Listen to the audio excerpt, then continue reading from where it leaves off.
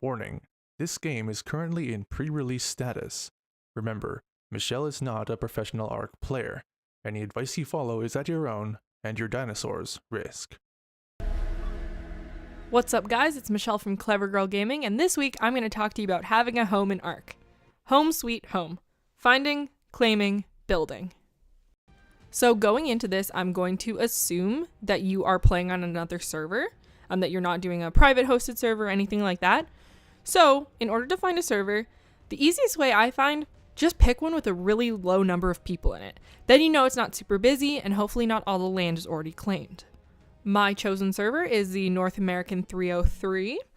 The number one tip for finding somewhere to live is just run as far away from other people as possible. Once you've found a nice empty spot, preferably beachfront property if you're me, you're going to want to take a look at foundations. Now, foundations are the easiest and cheapest way to claim land. However, they also despawn a lot of materials as well as dinosaurs within a certain amount of area. So if you can afford to not use them and make pillars instead, I would definitely recommend that. By placing foundations or pillars, you actually stop other people from being able to build within a certain amount of space from you. So I would definitely recommend pillaring as far out as you want so that nobody can build and block your beautiful view of the beach. So after finding a beautiful plot of land, preferably close to good materials or the ocean, and then pillaring the absolute shit out of it, the next thing that I would definitely recommend you do is build walls. I personally have lost so many good dinosaurs to random carno rampages just because I don't have walls. So if you can, please try and put something up, even if it's a thatch wall, even if it's anything, just put something up there so nothing can come rushing at you. Now, if you can't afford it, building walls out of gates is the coolest looking thing.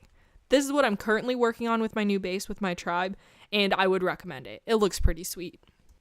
So, once you have your huge plot of land claimed, you can do pretty much whatever the hell you want with it. I personally do a pretty standard dinosaur garage and house and greenhouse kind of situation. I'm in the process of moving bases right now, so all I have is an actual house. But the cool thing about this game is you can do a lot with the weird stuff they let you build.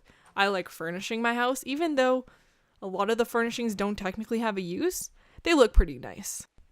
Beds are something that we haven't really talked about to this point, but they are super important once you have a house and an area that you want to stay in, because beds are your spawn. Whenever you die, you respawn at your bed. The beds do have a cooldown, so I recommend building a couple beds, then you can kind of switch between the two if you die a bunch of times. So, besides my obvious recommendations of a wall and some beds, building is actually pretty easy and pretty fun in this game. There's lots of really awesome stuff you can build, but it's a lot easier if you just kind of figure it out yourself. See what kind of style you like. If you want like a huge ass house, you want a tiny little hut. It's personal preference. As long as you can fit everything in it, who gives a shit?